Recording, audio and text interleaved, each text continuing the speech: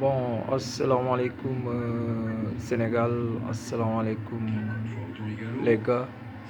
Bon, c'était juste pour passer un message à nos braves lions, quoi. Bon, sama gars yi, avant tout, je vous félicite, quoi. Je vous félicite beaucoup. Gàcce ngalaama yéen quoi ndax wax dëgg fa yàlla sigil ngeen Sénégal bu baax a baax a baax a baax te yóbbu ngeen footballu Sénégal fu nga xam ne tey amaana sori na daal sori na trop te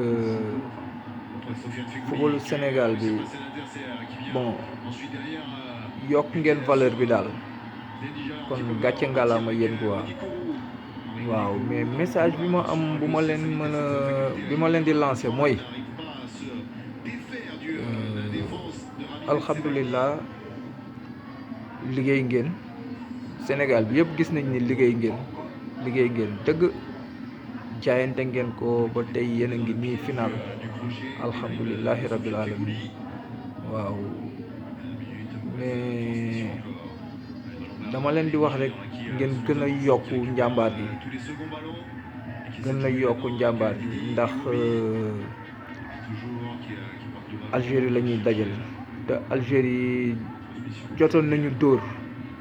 mais nañu jàpp ni loolu erreur la woon rek te erreur bi bañ a répété waat waaw dëgg la naam yàlla mooy maye ndam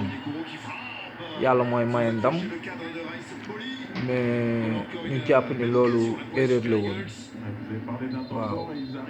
dañu dóor dëgg la mais leer nañ ñun supporters yi boobu leer nañ ni Algérie mënuñu mais yàlla ñoom la may ndam ci sunu kaw ci sunu jànkonte bu njëkk bi yàlla defaat nag ñu daje boobu nag moo war a confirmer comme quoi que ni l'Algérie n'est pas plus fort que nous quoi. Bon, Aliou Cissé, franchement bravo à toi Aliou. Aliou, tu es un vrai coach quoi. ndax dégg nga lu ne dégg nga ko dégg nga gars yi bon façon critique bu nekk dégg nga ko mais teewul nga jàpp rek wan ñëpp que ni yow da nga am objectif te objectif boobu li nga ci opté mooy nga atteindre ko te presque atteindre nga ko quoi ñun dañ lay ñaanal yàlla sa mission egg te xam nañu luy sa mission mooy nga dem jëli coupe bi indil ko Sénégalais yi incha allah rabbi dañ lay ñaanal yàlla bañ a tas sa yaakaar ci côté boobu noonu jàmbaar nga Aliou façon critique bu nekk dégg nga ko ku ne critiqué na la ku la warul critiqué na la ku la waruñu la critiqué sax ndax yow tey ñooñu di la critiqué yow yaa leen gën a nekk patriote junni yoon yaa leen gën a nekk patriote fuuf ndax yow bu dul dara da nga sol couleur nationale bi nga défendre sa pays défendre ko ba nga jël retraite ci côté boobu noonu nga dellu siwaat ne da ngay jël équipe bi jëlaat équipe bi di ci def lu leer nañ àdduna bi yëpp di ci teg seen bët ñooñu kon amuñu luñ la critiquer ñooñu di la critiquer kenn xamu leen fenn footballu ba réew ñu lu dul nekk fii nii di ku ne rek ñu tourné ci yow rek xam nga di la jéem a gàllankoor mais am na ñuy critiquer ñu nga xam ne yenn critiques yu ñuy def yu nga xam ne kooku da ngay xool critique yooyu rek nga xam ne kii ça vient au fond du cœur quoi critique yooyu noonu maanaam ñooñu ñooy yàqkat yi mooy ñu nga xam ne dañuy critiquer pour maanaam ñuy critiquer ñu nga xam ne ñooñu musuñu la ñaanal victoire dañ lay ñaanal défaite rek lañ lay ñaanal maanaam pour ñoom seen critique mu positif ñooñu musuñu la ñaanal victoire musuñu souhaité nga am victoire mais ñoom duñu yàlla duñu yonent duñu yàlla duñu yonent ku dul yàlla jàppal ni mënul ci yow leneen waaw ndax li ngay def dafa set wecc dafa rafet jàppal ni yàlla mu ngi sa ginnaaw saa su ne tooñuloo kenn yàqaluloo kenn yow luy sa objectif mooy sa équipe nga yóbbu ko ci kanam ak kanam te incha allahu rabbi yaa ngi koy def te yàlla dina la ci taxaw trophée bi man personnellement je crois que ce trophée viendra au Sénégal. Ça je le crois quoi, parce que j'ai confiance en toi et j'ai confiance en nos Lions aussi, tu vois. Bon, autrement xëccante la lu ñuy xëccoo la donc final la on sait que ça sera pas facile mais bon gars yi ëpp ñu jom ëpp ñu fulla ëpp ñu fayda nous sommes des Sénégalais te képp ko xam Sénégalais xam ne Sénégalais borom jom la Sénégalais borom fulla la Sénégalais borom fayda la donc ñii waruñu lu ñu mën def ci terrain bi benn ñun mën nañu def fukkam war nañu mën a def fukkam boobu lu ñu def benn ci terrain bi ñun war nañu mën a def fukkam waaw kon bu jaree sax bàyyi fa bakkan nañ fa bàyyi bakkan mais trophée bii nii parce qu'il est temps quoi il est temps depuis que le Sénégal est Sénégal le Sénégal n'a jamais eu de trophée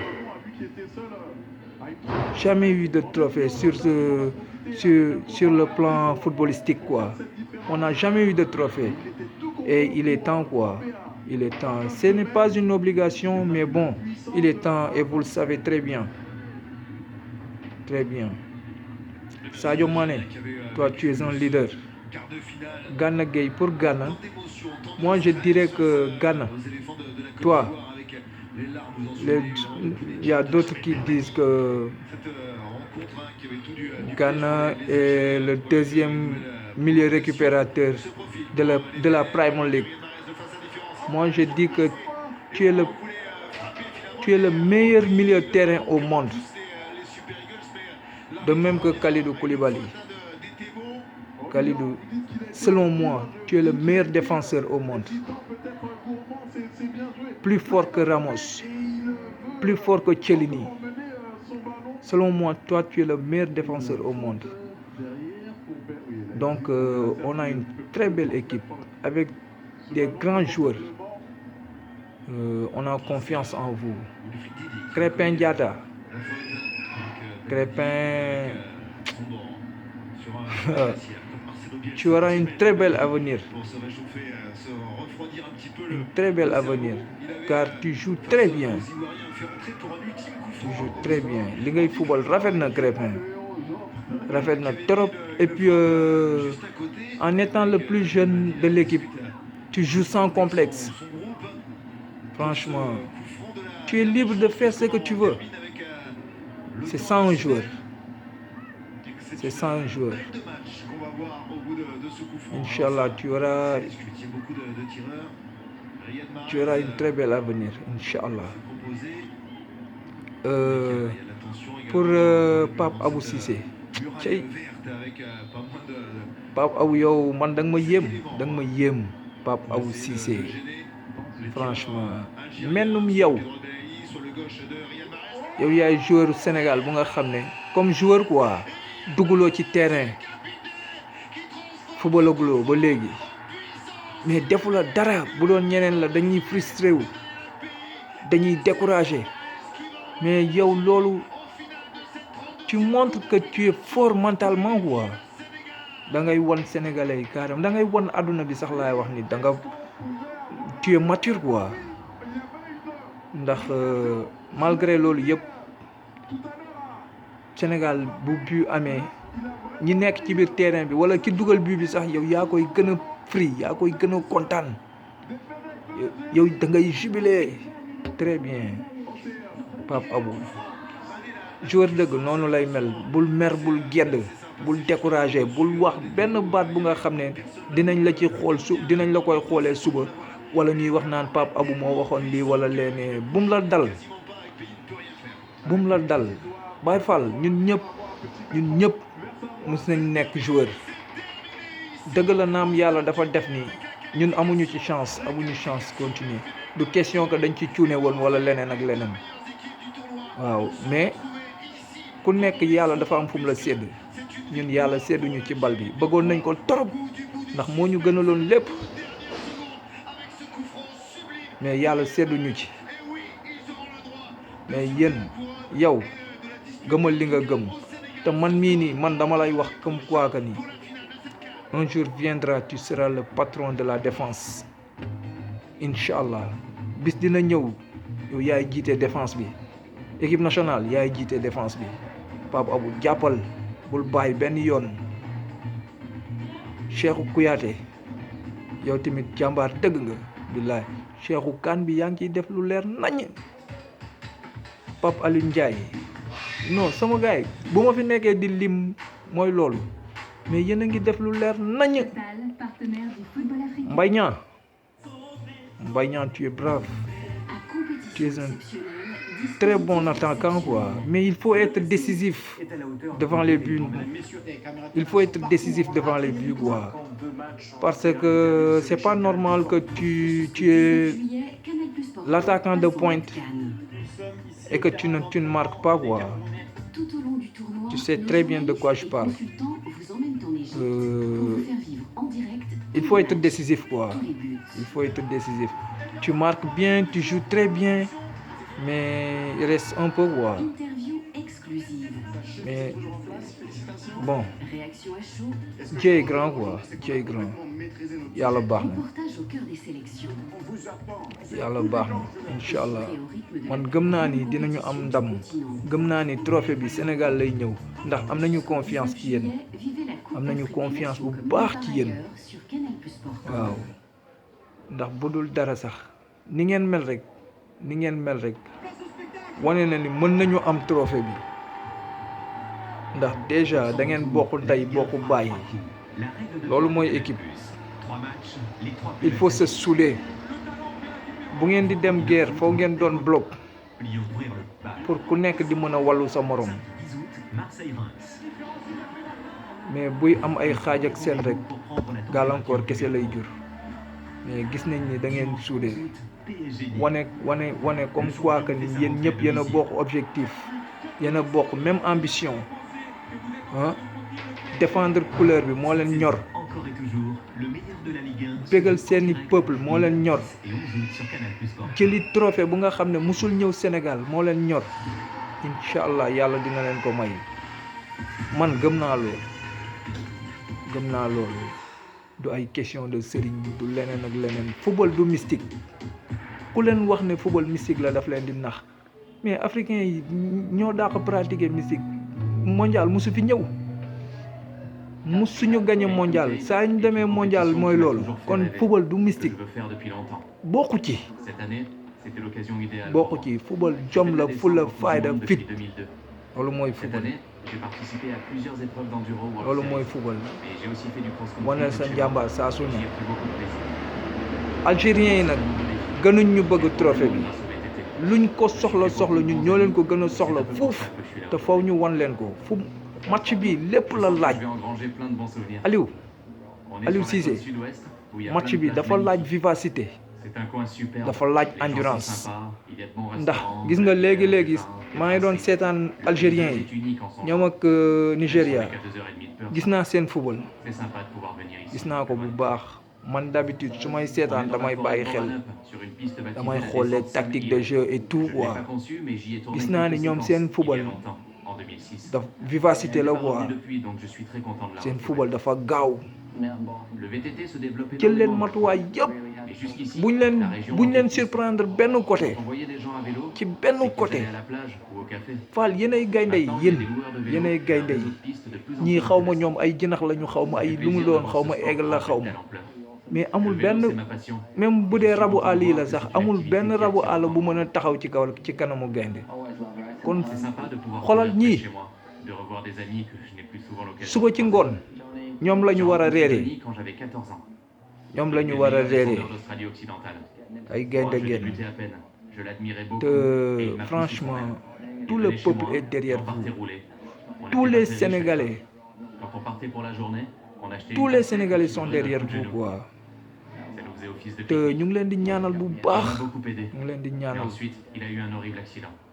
xam Quand leen on ni voit ce qu'il a traversé pour incha revenir, allah cette force duñ est leen restée. mus a bàyyi C'est une inspiration pour beaucoup de gens. ñii di C'est une critiquer nag légende ñoom vivante. loolu la ñu walloo quoi C'est la première loolu fois la que ñu je yelloo participe à cette course. ñoom Je dañuy suis yelloo époustouflé critiquer par le nombre de participants. ndax ku ci J'attends ça xalaat depuis ku ne longtemps. Je suis nga l'événement gis sur kii les sol na réseaux maillot sociaux. mu ngi dem ci Cette année, terrain je suis ñëpp là xam pour nañ ni découvrir. 90 Mais l'an minutes ci prochain, terrain j'espère yombul revenir avec un objectif du plus lu yomb mais kii sénégalais la mu wàcc na ci terrain bi mu ngi jaayante mu ngi rayante yow kooku da nga ko war a sant da nga ko war a sant ndax mu ngi def lu nga xam ne mu ngi siggi Sénégal mais sénégalais moo metti quoi sénégalais ci boppam moo metti ndax da ngay nekk fii di rayante ñoom du ñu gis loolu lépp boo gañee ñu kontaan boo amee défaite ñu mer comme si Sénégal warul am défaite te Sénégal créé wul football même ñi ko créé sax les Anglais dañ leen di dóor C'est le point de rencontre de l'océan Indien et même anglais yi dañ leen di dóor c'est l'endroit idéal pour démarrer. C'est un coin magnifique. mais sénégalais moom moo bëggul défaite tax kenn xamul fan la ko teg kenn xamu ko Que quelques heures par jour. Le reste du temps, c'est les vacances. final bii nag ñu nekk Participation à cette course. J'étais là incha pour la allah première édition. Ça fait quoi, ñu ñaan notre yàlla perte may ñu ndam On n'était alors que 72 contre may ñu 1407. ndam yàlla mooy maye Une ndam course géniale ñu que ngi j'attends ñaan toujours yàlla avec may ñu impatience. ndam Le vent est au sud, ñaanuñu il va nous yàlla pousser defet sur ce benn terrain. yoon C'est une bonne nouvelle. moom mooy maye ndam nag moom rek moo xam ku mu koy may mais ñun loolu lañ koy ñaan mu may ñu ndam waaw ñi ñaan yàlla mu may ñu ndam man li ma leen di wax yéen joueurs yi football leen sans pression dugg leen ci terrain mun nañ leen façon consigne bu nekk mun nañ leen ko jox mais parfois joueur boo duggee ci terrain rek am na fu football bi di toll consigne du mën a nekk ci yow mënoo ko footballee mënuloo ko footballee mais match bi lu mu laaj rek jox leen ko lu mu laaj jox leen ko On est allé se ndax baigner dans la Margaret River avec ma femme et mes enfants. C'est un endroit algériens pour yi toute la famille. C'est pratique. dañu caay-caay Je fais ça mun nañ leen di provoquer ci anam bu ne mais bu leen may dara ay sénégalais lañu amul reculer Les tournesols, waruñu c'est reculer pour buñ leen may honorer dara C'était sa fleur préférée. On a déjà buñ leen may récolté dara plus de 4500 $, mais on vise encore plus. Je fais tout ça pour mon ami Colline et ses 2 enfants. benn C'est une très ci belle biir famille. terrain bi nañ leen jaay dañ leen di tegal bandi bu teng bandi bu tar ñu tegal leen bandi mafia football ak ñoom ci loolu waaw ñu wàññi leen teel leen wàññi ci biir terrain bi wan leen ni carrément ne fii nii ñun la waaw teel leen wàññi ci biir terrain bi napp leen soog a dal seen kaw Fall trophée bi fii lay ñëw Sénégal man gëm naa loolu parce que am naa confiance ci yéen am naa confiance ci coach bi am naa confiance ci staff bi waaw parole de Talisco Le niveau est très élevé. Je crois que ça ma va leen être di une ñaanal course ndam des nag plus relevées dans incha allah cette année. yàlla nañu borom bi taxaw Les hommes en forme du ñu moment. am ndam Kama Ivory, ci Brendan kaw Johnson, algérien yi Tristan Ward, Paul Van Der Ploeg, Yàlla Chris baax na. Sapnot, mais aussi le reste du Big up team, les gars. comme Chris Hamilton. C'est très on est de tout cœur avec vous merci beaucoup